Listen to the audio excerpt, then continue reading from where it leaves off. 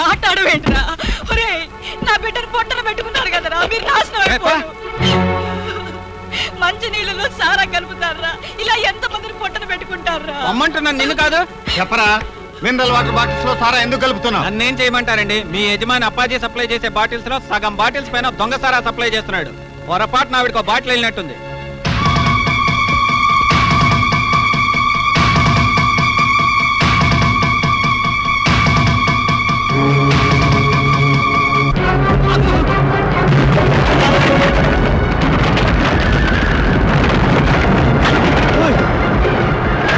అయ్యో అయ్యో అయ్యో, కాళీపట్నం కాలంలో కలిసిపోయింది. అయ్యో బొబ్బర్ లెక్క బోల్తా కొట్టింది. అయ్యో అయ్యో, గుడివాడ గోయిందా గోయిందా. గురుడికి నిజం తెలిసిపోయినట్టుంది. వేరే పేరుడు పేనేస్తున్నాడు. ఇంకా లాభం లేదు. ఇక్కడ మనోడు. అయ్యో ఓరి నాయనోయ్, ఓరి నాయన. నీకు బుద్ధి ఉందా? ఒకనాడు బియ్యంలో రాళ్లు కలుపుతుంటే సహకరించావు. ఈనాడు మంచినీళ్ళ బాటిల్స్ లో సారా పంపిస్తుంటే లెక్కలు రాస్తున్నావు. ఏదోలేండి, ఆయన వ్యాపారం ఆయన చేసుకుంటున్నాడు. ఆయన ఇంకా చాలా వ్యాపారాలు చేస్తున్నాడు రా, ప్రాణాలు తీసే వ్యాపారాలు. అదే వృత్తి మీద నీ తండ్రి సుబ్బయ్యను ఆంబో చేత నిర్దాక్షిణ్యంగా పొడిపించంపాడు. నిజంగానా? నన్ను కన్న తల్లి సాక్షిగా నిజం. ఎప్పటికైనా కళ్ళు తెరుచుకుని పోలీసులకు నిజం చెప్పు. గురువా,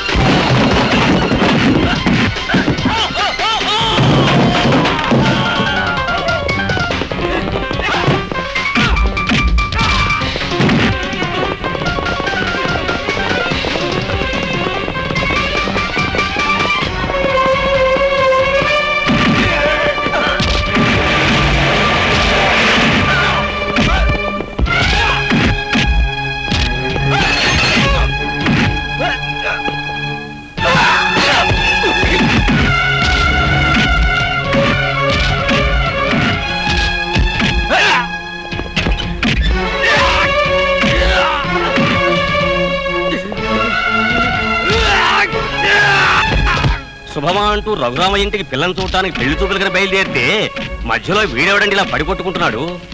పెద్ద రౌడీ షీటర్ అండి బాబు. పని పంగు లేదు. ఊళ్ళో వాళ్ళని పెట్టుకుని కొడతనే ఉంటాడు. అలాగా?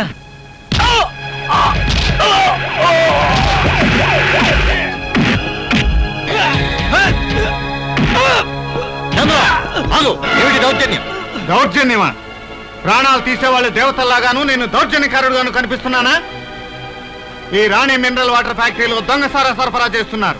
అయితే మేము కేసు రాసుకుంటాం. కేసు రాసుకుని ఆ కాగితంతో 4 గీసుకుని పారేస్తారా? మొన్న సిఐ గారితో ఇలానే మాట్లాడావు. మీరునండి ఎస్ఐ గారు, మీరునండి. ఏంటి బాబు, బిస్లరీ బాటిల్స్ లో నేను సారా నింపి పంపుతున్నానా? మరి ఇట్లాంటి మాటలు మాట్లాడబట్టి పబ్లిక్ ముందు నేను తలంచుకు బతకాల్సి వస్తుంది. ఏది ఒక్కసారి ఫేస్ పైకెత్తుకో, ఫ్రంట్ బ్యాక్ పగిలిపోద్ది. ఏది పగలగొట్టు.